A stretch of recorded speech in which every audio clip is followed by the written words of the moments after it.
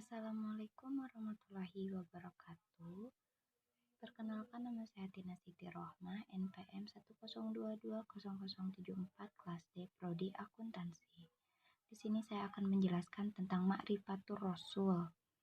Yang pertama yaitu hajatul insan ila Rasul atau kebutuhan manusia kepada Rasul.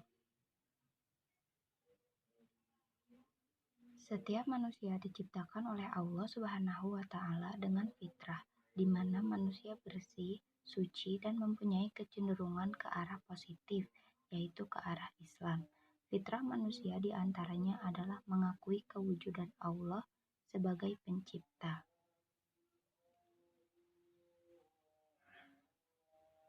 Fitrah demikian perlu diaplikasikan ke dalam kehidupan sehari-hari melalui petunjuk Al-Quran dan panduan sunnah. Semua panduan ini memerlukan petunjuk dari Rasul.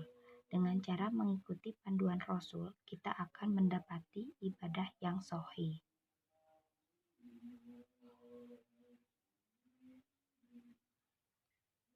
Al-insan manusia adalah ciptaan Allah Subhanahu wa Ta'ala yang diberikan banyak kelebihan dan keutamaan dibandingkan dengan makhluk Allah lainnya. Secara terminologis, ungkapan Al-Quran untuk menunjukkan konsep manusia terdiri atas 3 kategori, yaitu Al-Insan, Al-Ins, Unas, Al-Nas, An-Nasi, dan Insi. Kedua, Al-Bashar. Ketiga, Bani Adam atau anak Adam, dan Suriyat Adam atau keturunan Adam. Fitrah yang ada pada manusia dapat menilai baik buruknya tingkah laku masyarakat ataupun dirinya. Ini disebabkan karena fitrah yang dimiliki manusia semenjak ia lahir, baik dilahirkan oleh ibu bapak kafir ataupun jahiliyah. Fitrah dapat dijadikan sebagai saksi bagi segala perbuatannya. Fitrah manusia sudah dibekali oleh Allah dengan nilai-nilai yang dapat menilai suatu tingkah laku. Beberapa fitrah manusia adalah keinginan manusia untuk mengabdi kepada Khalik, mengakui keberadaan Allah sebagai Khalik, dan keinginan manusia untuk hidup teratur. Wujudul Khalik, kewujudan pencipta, merupakan suatu yang tak dapat diingkari.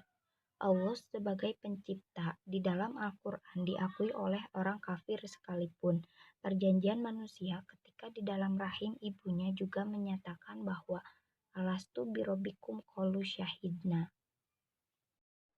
Ibadatul Khalik, manusia secara umum mendapat perintah dari Allah untuk mengabdi kepadanya. Pengabdian kepada Allah adalah sebagai hasil dan akibat dari pengakuan kita kepada Allah sebagai pencipta. Hayatul Munadonah, petunjuk dari Allah adalah untuk membantu manusia ke arah yang baik. Hidayatul Rasul, jika kita hendak mengikuti perintah Allah, maka kita mesti mengikuti perintah Rasul. Apabila kita ingin mengasihi Allah, maka kita perlu petunjuk Rasul. Ma'rifatul Khalik, petunjuk Rasul digunakan untuk mengenal Allah. Mengenal Allah juga dapat dilakukan dengan cara memperhatikan dan memikirkan alam sebagai penciptaannya. Minhajul Hayah, petunjuk Rasul juga digunakan untuk mengamalkan Islam yang benar dan yang diridhoi Allah Subhanahu wa Ta'ala. Ibadatul Shahih. Ibadatul Shahih adalah ibadah yang menyembah Allah dengan panduan mengikuti Rasul. Rasul sebagai penerima wahyu dari Allah harus diikuti dan sebagai keperluan bagi kita untuk menjadikannya sebagai contoh dan petunjuk dalam menjalankan ibadah yang benar. Ta'rifur Rasul atau pengertian tentang Rasul. Ada dua kata kunci untuk memahami definisi ar-rasul, yaitu hamirul risalah atau membawa dan menyampaikan risalah. Qudwatu fi tatbikir risalah menjadi qudwah atau contoh bagi umat manusia dalam melaksanakan ajaran yang dibawanya. Ciri-ciri Rasul yang diutus oleh Allah Ta'ala diantaranya adalah memiliki asifatul asasiyah atau sifat-sifat asasiyah, yakni sifat-sifat dasar yang layak baginya, misalnya sifat sidik, amanah, fatonah, dan tablik. Memiliki al-mu'jizat atau mukjizat, adanya al-bisyarat atau berita gembira kedatangannya, adanya an-nubuwat atau berita-berita kenabian, adanya at-samarot atau hasil dakwah. Makanatur Rasul atau kedudukan Rasul. Abid min ibadillah, hamba di antara hamba-hamba Allah. Rasul Muhammad SAW adalah sebagai hamba dan manusia biasa. Insan atau manusia, apabila Rasul sebagai manusia, maka dakwah mudah dilaksanakan dan mudah diterima. Tidak ada alasan bagi manusia untuk menolaknya. Nasab atau keturunan. Rasul berasal dari kaum Quraisy. Bapaknya bernama Abdullah dan ibunya bernama Aminah. Beliau mempunyai keluarga dan keturunan yang jelas.